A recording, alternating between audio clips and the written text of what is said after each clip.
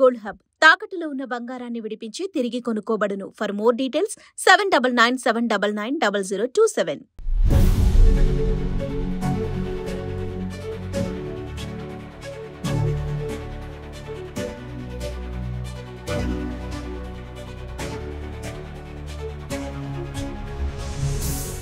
Hi viewers, welcome to ఆదర్ మరొకడం. నేను ప్రసాద్. చెవిరెడ్డి గన్మెన్ ఏ వాహనాల్లో ఎంతెంత తరలించాడో ఈ వీడియోలో మీకు తెలియజేస్తాను. దానికంటే ముందుగా ఈ ఢిల్లీ లిక్కర్ స్కామ్కి సంబంధించిన దాంట్లో చెవిరెడ్డి భాస్కర్ రెడ్డి ప్రమేయం ఏ మేరకు ఉందని మీరు నమ్ముతున్నారో అనేది ఖచ్చితంగా కామెంట్ సెక్షన్లో తెలియచేయండి. ఈ వివరాల్లోకి వెళ్ళినట్లయితే చెవిరెడ్డి భాస్కర్ రెడ్డిని అరెస్ట్ చేసినప్పుడు ఆయన కోర్టులో హాజరుపరిచే ముందు రిమాండ్ రిపోర్ట్ తయారు చేశారు. ఆ రిమాండ్ రిపోర్టుకి సంబంధించి కూడా మనం గత వీడియోలో చర్చించుకున్నాం. సో ఇప్పుడు ఆ గన్మెన్ ఉన్నాడు కదా, గిరి, ఆయనని కావాలని బెదిరించి భయపెట్టి వాళ్ళకు కావాల్సిన రీతిగా రిపోర్టు రాయించుకొని సంతకం పెట్టించుకున్నారు, ఆయన్ని బలవంతంగా చేయించారు అని చెప్పేసి చెవిరెడ్డి గారు చెప్పారు. అలాగే మోహిత్ రెడ్డి ఆయన కుమారుడు ఆయన చెప్పాడు. సో ఇలా నిజంగానే బలవంతంగా ఏమైనా చెప్పించుకున్నారా ఏంటి అని చెప్పేసి నేను కూడా అనుకున్నా. అరే వీళ్ళు ఇంత గట్టిగా చెప్తున్నారంటే ఖచ్చితంగా అదే ఉంటుందేమో అని. తీరా కట్ చేస్తే చెవిరెడ్డి రిమాండ్ రిపోర్ట్లోనేమో స్పష్టంగా మొత్తం ఉంది. ఇప్పుడు వీళ్ళు ఏదైతే ఈ బలవంతాన్ని రాయించుకున్నారు, బెదిరించారు, భయపెట్టారు అని చెప్పేసి అన్నారు కదా, సో అలా అంటున్నారు. కాబట్టి ఈ గన్మ్యాన్ గిరిని డైరెక్ట్గా తీసుకెళ్ళి మెజిస్ట్రేట్ ముందు వాంగ్మూలం ఇప్పించారండి. సో ఇప్పుడు మెజిస్ట్రేట్ ముందు తీసుకువెళ్ళిన తర్వాత నిజంగా గిరి అండి మామూలుగా కొంచెం డక్కమొక్కలు తిన్న క్యాండిడేటేగా, పైగా సాదాసీదా వ్యక్తం కాదు, ఏఆర్ కానిస్టేబుల్ ఆయన. అసలు ఏమి చేయకపోయినా కానీ నన్ను ఈ రకంగా కొట్టారు ఆ రకంగా కొట్టారు అని చెప్పేసి ఆయన హాస్పిటల్లో అడ్మిట్ అయ్యి ఇదంతా జరిగింది. సో ఇప్పుడు ఇదంతా కూడా ఆయన కావాలని క్రియేట్ చేశాడు. ఇప్పుడు చెవిరెడ్డి భాస్కర్ రెడ్డి కనుగొనగానే డబ్బులు తరలించడం కావచ్చు, ఆ వాహనాలు అరేంజ్ చేయడం కావచ్చు, ఇదంతా కూడా ఆ నెట్వర్క్ పరిధిలో జరిగిన అంశాలే అన్నట్లుగా మనం అర్థం చేసుకోవాలి. సరే ఇదంతా ట్రాష్ ఆయన కొట్టి పడేస్తారా పోనీ, ఇప్పుడు తీసుకెళ్ళి మేజిస్ట్రేట్ ముందు పెట్టినప్పుడు మేజిస్ట్రేట్ ముందు డైరెక్ట్గా చెప్పేశాడు అనుకోండి, లేదు లేదు నన్ను ఇలా కొట్టారు అది అని చెప్పేసి చెప్పొచ్చుగా. మరి ఇప్పుడు ఆ మేజిస్ట్రేట్ ముందు కూడా ఈ రిమాండ్ రిపోర్ట్లో పొందుపరిచిన అంశాలే ఉన్నాయి. వాటికి తోడుగా వీళ్ళు తరలించారు కదా ఇప్పుడు అమౌంట్ని, అందులో తొడా వెహికల్లో ఈ తిరుపతి నుంచి హైదరాబాద్కి, హైదరాబాద్ నుంచి విజయవాడకి ఇలా ఈ ట్రయాంగిల్ లాగా తిరుగుతూనే ఉంది. ఈ నేపథ్యంలోనే అక్కడ ఏది తుడా లాగ్ బుక్లో అయితే ఆ వెహికల్కి సంబంధించిన ట్రిప్పులు కానీ ఏది ఎంటర్ చేయలే, కానీ టోల్ గేట్లు మారుస్తారా, మార్చలేరుగా. సో ఆ టోల్ గేట్కి సంబంధించిన ఎవిడెన్స్లు కావచ్చు, ప్రధానంగా కాల్ డేటా, ఎవరితో మాట్లాడారు ఏంటి అని చెప్పేసి ఇవన్నీ కూడా సీల్డ్ కవర్లో మొన్న పొందుపరిచారని చెప్పేసి చెప్పాం కదా. ఇప్పుడు వాటికి సంబంధించి ఇంకొంచెం లోతైన ఇన్ఫర్మేషన్ కూడా మనకు లభించింది. ఏంటి అంటే వీళ్ళు వాహనాలు ఫార్చునర్ అంటున్నారు, అట్ ద సేమ్ టైం మరికొన్ని వాహనాలు అంటున్నారు, కానీ ఏంటి ఆ వాహనాలు అనేది ఇప్పుడు వచ్చినాయి. అందులో ఈ తొడా వెహికల్ ఫార్చునర్ ఉంది కదా, వైట్ ఫార్చునర్, ఆ వెహికల్ నెంబర్ వచ్చేసి AP39BV3259. అట్లాగే మరొక లారీ అండి, AP03TA4566. అరే ఎందుకు లారీ, అంత పెద్ద లారీలో అంతంత అమౌంట్ తీసుకెళ్లారా అంటే కాదు. వీళ్ళు చేసిన పని ఏంటి అంటే ఆ లారీకి ఒక క్యాష్ క్యారీ చేయడం కోసం పెట్టుకున్నది. ఇక్కడ AP03TA అంటే చిత్తూరు రిజిస్ట్రేషనే కదా, అది ఏదైతే మనకి AP39 రాకముందు డిస్ట్రిక్ట్ వైజ్గా రిజిస్ట్రేషన్స్ ఉన్నప్పుడు AP03 అనేది చిత్తూరు జిల్లాకు సంబంధించిన రిజిస్ట్రేషన్ అది. సో ఆ విధంగా వీళ్ళు ఆ కవర్స్లో, ఈ ప్యాకింగ్ కవర్స్ ఉన్నాయి కదా, ఆ కవర్స్లో 8 నుంచి 9 కోట్ల రూపాయలు, అది కూడా ఆ వెంకటేష్ నాయుడు, ఎవరైతే ఈ వెంకటేష్ నాయుడు ద్వారా ఈ విధంగా తీసుకువెళ్ళారు.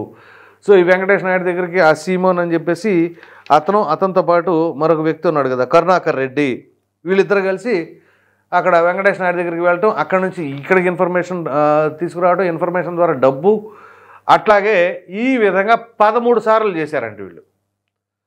సో 13 సార్లు ఆ రకంగా చేసి ఇక్కడ అసలు నేనేమి డబ్బులు తీసుకోలేదు, నాకేమి సంబంధం లేదు అని అంటే ఏ విధంగా నమ్మటానికి అవకాశాలు ఉంటాయి? పైగా చెవిరెడ్డి భాస్కర్ రెడ్డి గారికి, జగన్మోహన్ రెడ్డి గారికి ఎటువంటి సంబంధాలు ఉన్నాయని ప్రత్యేకంగా చెప్పుకోనక్కర్లా. ఒకేసారి ఎట్ ఎ టైం తండ్రి కొడుకులకి ఇద్దరికి కూడా సీట్ ఇచ్చారు. ఇప్పుడు మీరు కనుక చూసుకున్నట్లయితే కొడుకులు యాస్పైరింగ్ చేస్తున్న చోట తండ్రికి ఇవ్వలేదు, లేదా తండ్రికి ఇస్తే కొడుకు ఇవ్వకపోని పరిస్థితులు ఉన్నాయి. ఇప్పుడు పేరునానే ఉన్నాడు, వాళ్ళ అబ్బాయికి ఇప్పించుకున్నాడు కానీ ఆయన ఎక్కడ కంటెస్ట్ చేయలే. కానీ చెవిరెడ్డికి ఏంటి, ఆయనకు ఒంగోలులో పార్లమెంట్ సీట్ ఇచ్చి వాళ్ళ అబ్బాయికి చంద్రగిరి ఎమ్మెల్యే సీట్ ఇచ్చి సో అత్యంత సన్నిహితంగా ఉన్నాడు. ఎందుకంటే 2014లో తెలుగుదేశం పార్టీ లేదా కూటమి అధికారంలోకి వచ్చినా కానీ చెవిరెడ్డి భాస్కర్ రెడ్డి మొదటిసారి ఎమ్మెల్యే గెలిచాడు. ఇక గెలిచినప్పటి నుంచి ఇక ఆయన ఖచ్చితంగా జగన్మోహన్ రెడ్డి గారికి ఒక ప్రధాన అనుచరుడు అనుకోవాలో, నమ్మిన బంటు అనుకోవాలో ఆ రకంగా ఉన్నాడు. కానీ చెవిరెడ్డి భాస్కర్ రెడ్డి గారు ఏ రకంగా వ్యవహరించారు? డైరెక్ట్గా పొదిలి పోలీస్ స్టేషన్ దగ్గరికి వెళ్ళి అక్కడ ఏదో వాగ్వాదం కావచ్చు, బెదిరింపు చర్యలకు పాల్పడటం కావచ్చు, ఈ వీటన్నిటిని బట్టి చూస్తే ఏమైనా అర్థం చేసుకోవాలి, అసలు నిజంగా వీళ్ళేం తప్పు చేయలేదేమో, అందుకని వీళ్ళు ఈ రకంగా వ్యవహరిస్తున్నారేమో అనుకున్నాం. తీరా కట్ చేస్తే మొత్తం వాస్తవాలు బయటకు వస్తున్నాయి. ఈ వాస్తవాల్లో ఏంటి? వీళ్ళ ప్రమేయం ఉంది, డబ్బులు తరలించిన పరిస్థితి ఉంది, ఆ ఎన్నికలకు ముందు డబ్బులు పంచింది ఉంది. సో ఇప్పుడు ఈ కేసుకు సంబంధించిన అంశం ఏమైనా డైల్యూట్ అవుతుందా అని మరి కొంతమందికి సందేహాలు కూడా వస్తున్నాయి. ఎందుకంటే ఇటీవల జరిగిన పరిణామాలు చూస్తే ఏదైతే ఈ రప్ప రచ్చ ఉంది కదా, ఈ రప్ప రచ్చ వచ్చిన తర్వాత లిక్కర్ స్కామ్కి సంబంధించిన ప్రక్కిలిపోయింది అని, అలాగే ఇప్పుడు చూస్తే యోగా డే అని, ఇలా సరే ఇది వేటికి అవే. ఇక్కడ కనుక లిక్కర్ స్కామ్ అనేది అంత సామాన్యమైనది కాదు. కొన్ని వేల కోట్లు, మామూలుగానే 3,200 కోట్లు ముడుపులు చెల్లించారనేది ఉంది. ఇది కాకుండా కొన్ని వేల కోట్లు బ్లాక్ మనీ లాగా, ఎందుకంటే ట్రాన్సాక్షన్స్ జరిగినాయి అంతా కూడా లిక్విడ్ క్యాషే కదా. ఎటొచ్చి చివరికి 6 నెలల ముందే కదా డిజిటల్ పేమెంట్ ట్రాన్సాక్షన్స్ పెట్టింది.